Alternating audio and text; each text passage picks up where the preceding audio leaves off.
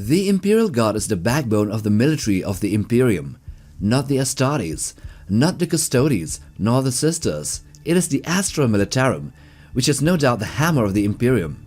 They are also the shield and the wall that guard the realms of men.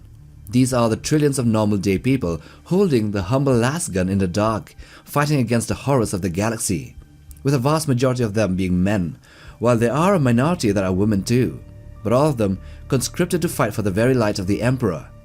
So origin-wise, they originated as the Imperial Army during the Great Crusade, and were only formed as such after the heresy, where the terrestrial force, the Astra Militarum, was split apart from the space force, the Imperial Navy.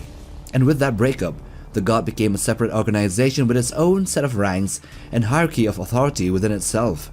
And so here in this video, we will discuss just that and make sense of the rankings in the Astra Militarum, along with others that are mixed with it. Let's get to it. First of all, we begin with conscripts. These are mass-levied troops with little or no training at all, often pressed into service from hive cities, penal colonies or desperate planetary militias in times of great need. Given only basic weapons and expected to die in droves, they serve as cannon fodder as expendable frontline units absorbing enemy fire while more experienced troopers maneuver for victory. Then we also have the Auxilia, which are subhuman regiments within the Imperial Guard, often consisting of abhumans like ogrins and rattlings who serve specialized roles, while treated as lesser beings by many within the Imperium, including by the Guard themselves. Their unique skills such as the brute strength of ogrins or the sharpshooting abilities of the rattlings make them invaluable in certain battlefield conditions. Then we come to the troopers. This is the backbone of the Astra Militarum, the standard guardsmen who are properly trained soldiers, and they are often drawn from planetary defense forces. They undergo rigorous training and serve in fire teams and squads, forming the disciplined and well-drilled forces that uphold the Imperium's rule across the galaxy. They are mostly armed with the lasgun and sometimes get heavier weaponry when they are assigned to special squads. So a few among them would become non-commissioned officers and would take lead in the squad. So firstly, there is the junior leader in charge of a small fire team within a squad, which typically consists of 4 to 5 guardsmen. These are corporals, and just as in most real-life militaries, they serve as second-in-command to sergeants and ensure discipline and fire coordination in the heat of war, making them the lowest-ranking leader in the Astra Militarum. Then above them we have the squad leader or the sergeant. These are the ones responsible for a unit of around 10 or more guardsmen, maintaining morale and enforcing orders from above. Sergeants are often hardened warriors, wielding better weaponry such as chainswords and sometimes even plasma pistols, but mostly they just have the same handy lasgun like any other, but they are essential for keeping their squads organized under fire. Now we come to the Regimental Officers, and they hail from the same world as the troops they command, assuming officer rank at the initial formation of the regiment. At the bottom of them all is the one commanding a platoon of around 30 to 50 guardsmen. These are the first commissioned officers here. These are the lieutenants, and they act as tactical leaders on the battlefield, relaying orders from higher command while ensuring tip-top unit cohesion. They are also supported by a command squad and are expected to lead from the front.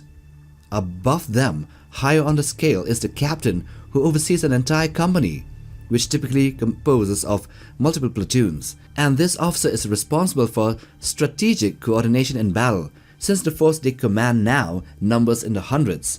They are seasoned officers who have often served years and have outlived the usual short lifespan which is seen in the Guard. Now for a notable mention, in an Astra Militarum contingent there would also usually be the Tempestus Scions and the Junior Commissars, while these Scions serve as the elite shock troops of the Militarum Tempestus, operating independently of the standard guardsmen and maintaining their own parallel command structure. They still have to follow orders from the captain or higher authorities of the Guard. And the Junior Commissars, meanwhile, are political officers in training, enforcing discipline and executing the ones who flee. And they even have this daily authority over the officers commanding the companies. So back to the Guard, we have here next the Majors, who command battalions or brigades, coordinating the efforts of multiple companies in large-scale engagement. Their role requires both veterancy, battlefield experience, and strategic brilliance to ensure that their forces operate efficiently within the broader context of the war effort. Above the Majors now are the highest ranking officer, within a single regiment. This is the colonel, who oversees thousands of guardsmen and is responsible for all aspects of their performance, from battlefield maneuvers to logistics and discipline, and thus many regiments live and die by the competence of their colonel. So there is also the officer who is called a castellan within the Astra Militarum, but their place in their ranking is still debatable. But if it is what it is, then the castellan is the highest rank a guardsman can attain with veterancy, and this rank is the overseer of multiple regiments in a war zone, often acting as a governor-general of imperial forces on a planet or a fortress world. Their authority is vast, ensuring the coordination of regimental logistics, of supply lines and battlefield tactics, both during wartime and in between, and so they are higher than a colonel. Again, on a side note, we also have here the commissars, the commissar captains, the colonel commissar and the lord commissar, who are all feared enforcers of imperial doctrines, maintaining morale through fear and summary executions. A commissar captain oversees multiple regiments, while a colonel commissar wields both military and disciplinary authority overall. The lord commissars are the highest ranked individuals of their kind seen in battle, often commanding entire war zones by themselves. So okay, now we come to the general staff, the Militarum Regimentus, or the high command of the Astra Militarum. And at the lowest here we have the Major General or the Lieutenant Generals, which are also known as commanders of field armies. They are above a castellan, at least in hierarchy and authority, and commanding entire field armies. Lieutenant Generals oversee engagements spanning multiple planetary campaigns. They coordinate the efforts of numerous regiments and serve as key figures in a grand-scale imperial war effort, relaying the orders from the higher command to the highest commanding officers in individual regiments. Then next we have what is called a marshal, who is the field army commander, one of the senior-most ranks to be seen in war. Similar to a lieutenant general but with greater authority, a marshal typically commands the forces of a major war front, ensuring the execution of large-scale campaigns across multiple worlds and the entire system. So to clear it up, only in a very rare instance will a member of the guard be promoted to these high-ranking members of the general staff, since many of them are actually chosen from highborn or noble-borns of Terra or other important worlds.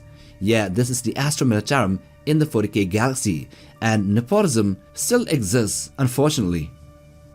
Anyway, above a marshal is the general, who is responsible for directing entire crusades, which are massive campaigns that span multiple systems in the name of the emperor. They hold near total military authority within their theater of war, dictating large-scale offensives and planetary conquests. Sometimes the terms of marshal and general are intermixed or interchangeable, and are used to denote a commander of such authority that millions of guardsmen fall under his command. So still further up, which explains the scale of 40k, is the Lord Castellan, the supreme military governor of a crusade. A Lord Castellan oversees entire crusades or permanent war zones, acting as both a military commander and a governor of occupied territories. Their influence extends beyond mere battlefield tactics, and they involve administration, planetary defense and long-term strategic planning, as well as logistics and all that jazz. If you think that this is the end, you're dreaming. We still have above them the Lord General Militant, who is a sector-wide military commander, tasked with commanding all Astra Militarum forces within an entire imperial sector, which means hundreds or thousands of worlds. A Lord General Militant is one of the most powerful figures within an imperial military structure, and they control vast armies and dictate war efforts on a galactic scale, at least a portion of the galaxy. Now, second to the top are the Lord Commanders, who are the military leaders of an entire segmentum, thousands or tens of thousands of worlds at the very least.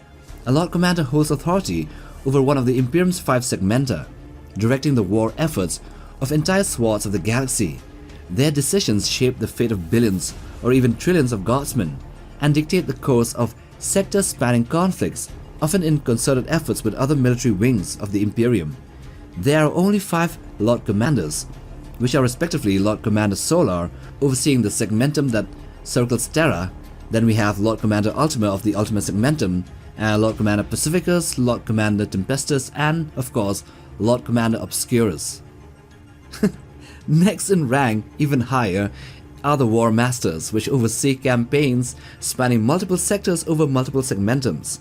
But the term is now icky after the Horus heresy for, obvious reasons. War Master Horus.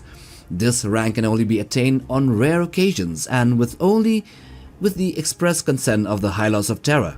And such an individual is said to wield authority second only to the Emperor himself and answerable to no other individual until the campaign is over and the rank is dissolved, since it is temporary. Now, at the top is the Lord Commander Militant, who is the supreme commander of the Imperial Guard over the entire Imperium. This is the highest military authority within the Astra Militarum, and the Lord Commander Militant oversees the entire Imperial Guard across the galaxy. He is a very powerful official, and is often appointed to a position on the High Lords of Terror's table, the governing body of the Imperium, and he is a representative of the Astra Militarum on the Senatorum Imperialis. And so with that, we come to the end of this video on the authority ranking, the hierarchy of the Imperial Guard. Now, if you like this video, then check this other one too, and if you want to browse for other sci-fi and Warhammer content, then, check out our channel. So subscribe and like for support. Till the next time, take care, boys.